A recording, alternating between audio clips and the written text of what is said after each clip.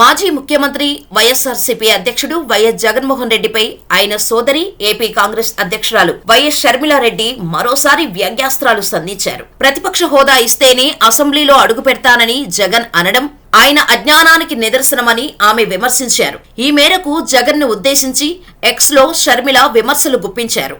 సిగ్గు ప్రతిపక్ష నాయకుడి హోదా ఇస్తేనే శాసనసభలో అడుగు పెడతానని అనడం మీ అజ్ఞానానికి నిదర్శనం. ఇంతకు మించిన పిరికితనం, చేతగానితనం, అహంకారం ఎక్కడా ఉండదు. మోసం చేయడం మీకు కొత్తేమీ కాదు. కానీ మిమ్మల్ని ఎన్నుకొని పంపిన ప్రజలను ఇలా వెర్రిగా వింతగా మోసం చేయటం, ఓట్లు వేసి గెలిపించిన ప్రజలను అవమానించటం మీకే చెల్లింది. అసెంబ్లీకి వెళ్లకుండా ప్రజాస్వామ్యాన్ని హేళన చేయటం మీ దివాలా కోరుతనం. ఎమ్మెల్యే అంటే అర్థం member of legislative assembly, not member of media assembly. ఎమ్మెల్యేగా గెలిచింది చట్టసభల్లో ప్రజల గొంతుక కావడానికా? మీడియా ముందు సొంత డబ్బా కొట్టుకోవడానికా? మీ 5 ఏళ్ల పాలనంతా అవినీతి, దోపిడీ. రాష్ట్రాన్ని మీరు అప్పుల కుప్ప చేసి పెట్టారని నిండు సభలో అధికార పక్షం శ్వేతపత్రాలు విడుదల చేస్తోంది. మీరు మాత్రం ప్యాలెస్ లో తాపీగా కూర్చొని మీడియా మీట్లు పెడుతున్నారు. మిమ్మల్ని ప్రజలు ఎమ్మెల్యేను చేసింది ఇందుకు కాదు. మీ పాలనపై విమర్శలకు అసెంబ్లీలో ఆన్ రికార్డు సమాధానం ఇచ్చుకునే బాధ్యత మీది కాదా? ప్రజలకు అన్యాయం జరిగితే అధికార పక్షాన్ని ఫ్లోర్ ఆఫ్ ది హౌస్ లో ప్రశ్నించే బాధ్యత మీది కాదా? అసెంబ్లీకి పోనని చెప్పే మీరు ప్రతిపక్ష హోదాకే కాదు, ఎమ్మెల్యే హోదాకు కూడా అనర్హులు. వెంటనే రాజీనామా చేయండి. స్కూలుకి పోను అనే విద్యార్థికి టీసీ ఇచ్చి ఇంటికి పంపుతారు. ఆఫీసు ఎగ్గొట్టే పరిదొంగను వెంటనే పనిలో నుంచి తీసేస్తారు. మరి ప్రజా తీర్పును గౌరవించకుండా శాసనసభకు పోను అంటూ గౌరవ సభను అవమానించిన వాళ్లకు ఎమ్మెల్యేగా ఉండే అర్హత లేదు. ప్రజా ప్రతినిధిగా అసెంబ్లీకి వెళ్లనప్పుడు మీరు ఆఫ్రికా అడవులకు పోతారో, అంటార్కిటికా మంచులోకి పోతారో ఎవరికి కావాలి? అసెంబ్లీకి పోని జగన్ అండ్ కో తక్షణమే ఎమ్మెల్యే పదవులకు రాజీనామా చేయాలని కాంగ్రెస్ పార్టీ తరపున డిమాండ్ చేస్తున్నాం అని షర్మిల తీవ్రస్థాయిలో విరుచుకుపడ్డారు. తనకు ప్రతిపక్ష హోదా ఇచ్చేలా స్పీకర్ను ఆదేశించాలని కోరుతూ కూడా మాజీ సీఎం వైఎస్ జగన్ హైకోర్టులో పిటిషన్ దాఖలు చేసిన విషయం తెలిసిందే. స్పీకర్కు ఆయన లేఖ కూడా రాశారు.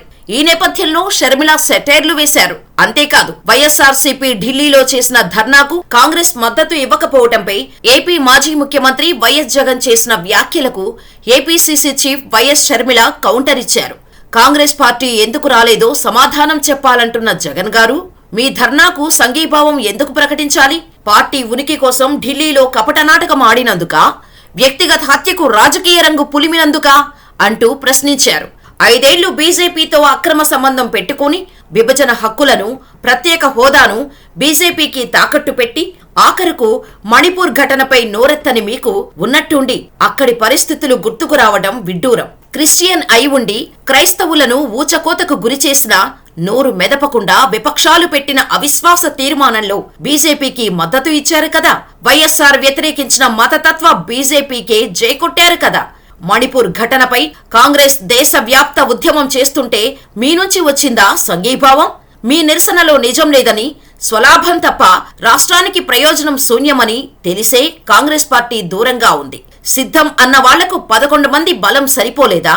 ఇప్పుడు కలిసి పోరాడదామంటున్నారు అని ట్వీట్ చేశారు. ఇక మరోపక్క దీనికి కౌంటర్ ఇచ్చింది వైసీపీ. పిరికితనం మీద వైఎస్ జగన్దా అంటూ షర్మిలపై ప్రశ్నల వర్షం కురిపిస్తూ ట్వీట్ చేసింది. చంద్రబాబు ఏజెంటుగా రాజకీయాలు చేసేవారికి, ప్రజల తరపున ప్రతిక్షణం ఆలోచించి వారి కోసం పనిచేసే వారికి మధ్య తేడా ఉంటుంది షర్మిల గారు.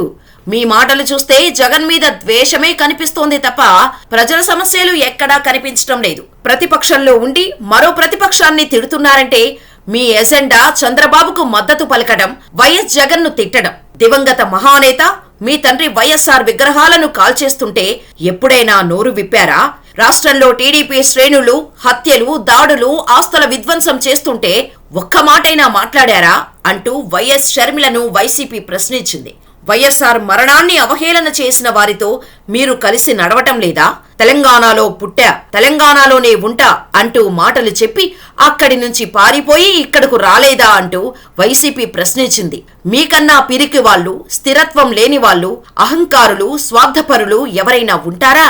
ఇంతకీ మీరు పోస్ట్ చేసిన ట్వీట్ చంద్రబాబు దగ్గర నుంచి వచ్చిందా లేదా ఆయన ఏజెంట్ నుంచి వచ్చిందా అంటూ వైఎస్ షర్మిలను వైసీపీ ప్రశ్నించింది. ఇలా మొత్తానికి అన్న ఓడిపోయినా చెల్లి పగ తీరలేదన్నమాట. ట్విట్టర్ వేదికగా అన్నా చెల్లెళ్ల మతాల యుద్ధం ఎంతవరకు వెళ్తుందో వేచి చూడాలి.